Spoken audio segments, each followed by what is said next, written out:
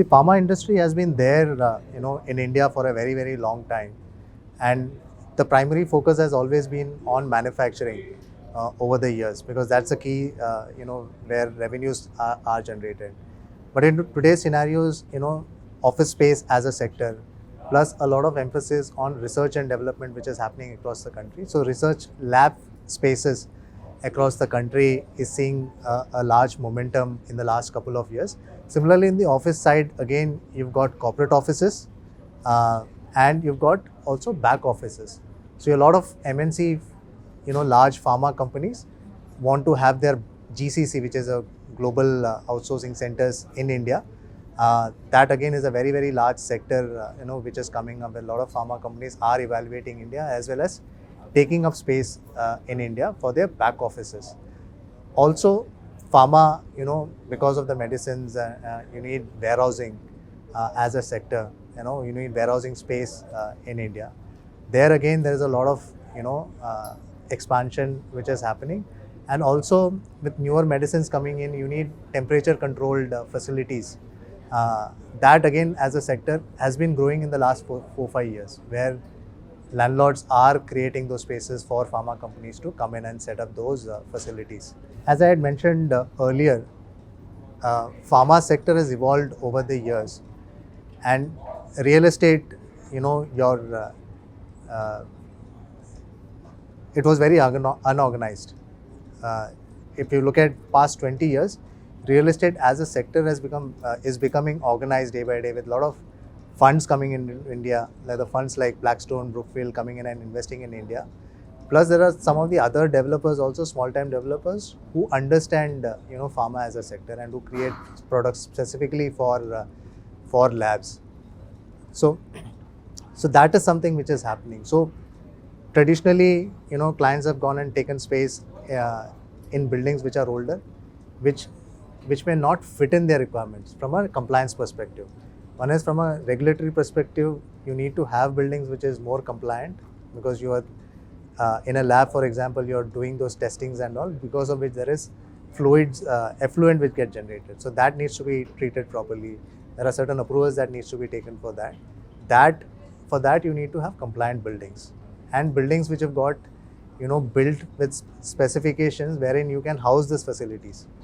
Earlier, that was not the case, but today there are funds like Ivanhoe Cambridge, there is RX Propellant along with Actors coming in and setting up Lifesciences parks. So these are buildings which are specifically built for life sciences companies with all the amenities inbuilt in that. So that is something which we are seeing new. More compliant building, more buildings which are more employee friendly.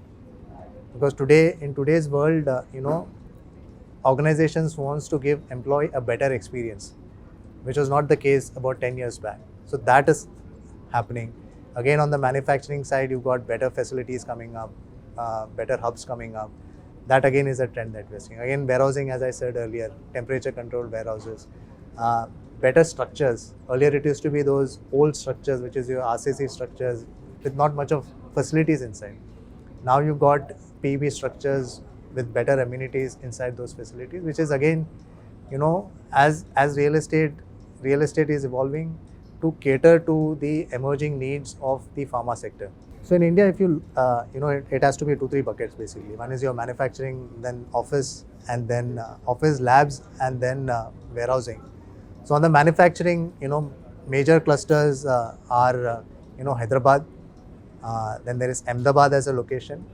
Then Himachal, Baddi, there is a location where a lot of pharma companies have their own facilities, and Solan. These are the 3-4 locations where you see, maximum pharma companies have their manufacturing facilities. Some of them are there in Goa, MIDC also. A lot of them used to be in Bombay, which has moved out of Bombay now. Then on the office space, if you see, typically your front offices, which is your corporate HQs, are primarily in Bombay, and some of them have their back offices in Bombay. Some of them have their back offices in locations like a Bangalore or a Hyderabad, which is where most of the GCCs are getting built. And on the warehousing, again, is spread across India, because you need distribution networks for your medicines to reach your end user. So that is there. Bombay, if you look at Bombay, then Bhiwandi and Panvel is the biggest cluster from a warehousing perspective. It's a good learning experience, trying to understand, what are the new trends that is happening in the pharma sector, what are the new therapies that is coming out. Like some of the organizations are, like, just to give you an example, like a insulin. Somebody who's in diabetes is on insulin, he needs to prick basically every time.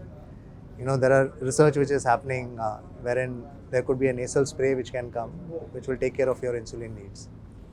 Then there are treatments coming on the cancer treatment side, which is basically gene therapy or treating cancer with your blood plasma, those sort of stuff. So it's an opportunity for us also to learn what are the new things which is happening on the pharma side.